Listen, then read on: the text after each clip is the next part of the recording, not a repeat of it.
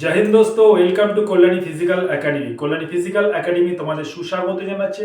আজকে একটা ধামাকাদার খবর আছে। সেটা হচ্ছে যারা অগ্নিবীরের জন্য বলেছিল অগ্নিবীর খুব খারাপ চাকরি, অগ্নিবীর একদম বাজে চাকরি, তাদের উদ্দেশ্যে এই ভিডিওটা।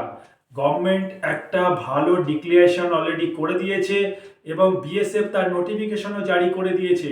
2026 সালে কিন্তু অগ্নিবীরের ফার্স্ট ব্যাচ বেরোতে চলেছে এবং পরপর 3টে ব্যাচ বেরোচ্ছে। 26-এ first batch, second batch, third batch.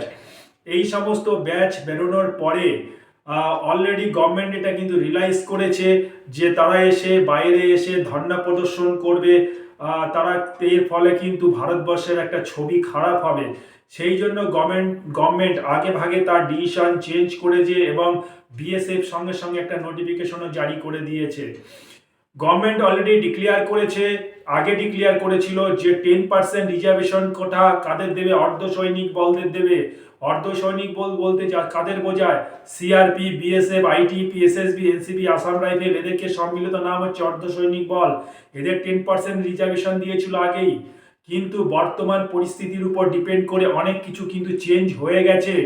এবং তার সঙ্গে এটাও বলেছিল গভর্নমেন্ট 25% কিন্তু সরাসরি আর্মিতে নিয়োগ হবে।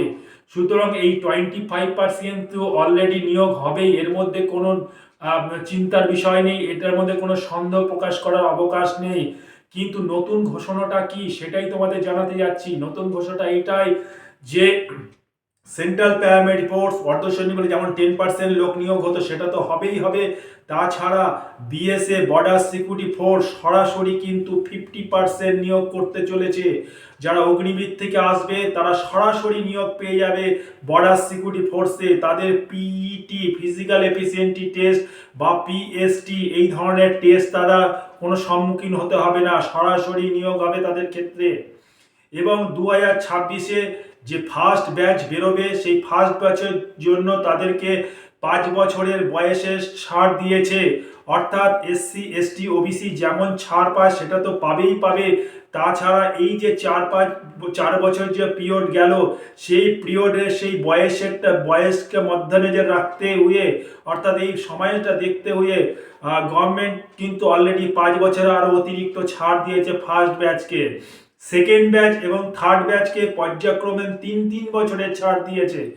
সুতরাং যারা ভাবছিল অগ্নিবীর খুব খারাপ চাকরি, খুব বাজে চাকরি, অগ্নিবীরের ভবিষ্যৎ নেই, তাদের জন্য বলছি গভর্নমেন্টের পলিসি কিন্তু সময় সময় চেঞ্জ হতে থাকে। আজকে 2026-এ কিন্তু যে নোটিফিকেশন বেরিয়েছে এসএসসি জিডিতে 25,000-এর ভ্যাকান্সি দিয়েছে, সেই ভ্যাকান্সি কিন্তু অলরেডি স্টাফ সিলেকশন কমিশনের মাধ্যমে কিন্তু পরীক্ষা নিয়োগ হবে। এইটা কিন্তু 2027 সালে কিন্তু বিএসএফ এর দেখবে প্রচন্ড ভ্যাকান্সি কম আসছে, কারণ বিএসএফ এর মধ্যেই যারা 2026-এ বেরোচ্ছে তাদের কিন্তু অলরেডি তারা সরাসরি নিয়োগ করতে শুরু করে দেবে। এবং যারা 2026-এ যে এসএসসি জিডির পরীক্ষা হবে সেটা তো হবেই হবে, সেখানে যা ভ্যাকান্সি বেরিয়েছে তার মধ্যে কোনো পরিবর্তন হবে না, পরীক্ষার কোনো পরিবর্তন হবে না। কিন্তু দেখবে 2026-এর পরে এরপরে যে ভ্যাকান্সিগুলো আসতে শুরু করেছে সেই ভ্যাকান্সিগুলো কিন্তু সরাসরি বিএসএফ 50% নিয়োগ করছে। সুতরাং যারা অগ্নিবীরকে বলেছিল খারাপ চাকরি, তারা এখন বুঝতে পারছে অগ্নিবীর কোনো খারাপ চাকরি নয়, অগ্নিবীর খুবই ভালো চাকরি। তারা এবার সরাসরি নিয়োগ পেতে চলেছে। যারা আগামী দিনে বিএসএফ এর মতন বর্ডার সিকিউরিটি ফোর্স, যারা দেশের সেবা করতে চাও, তারা বর্ডার সিকিউরিটি ফোর্সে ঢুকতে চাও বা অগ্নিবীরের থেকে আর্মিতে যেতে চাও, তারা অবশ্যই অগ্নিবীরে যাবে। আশা করি ব্যাপারটা বুঝতে পেরেছো। যারা অগ্নিবীরের জন্য এবং অন্য এসএসসি জিডির জন্য বা অন্য কোনো ডিফেন্স ফোর্সের জন্য প্রিপারেশন নিতে চাও, চলে আসতে পারো কল্যাণী ফিজিক্যাল একাডেমিতে।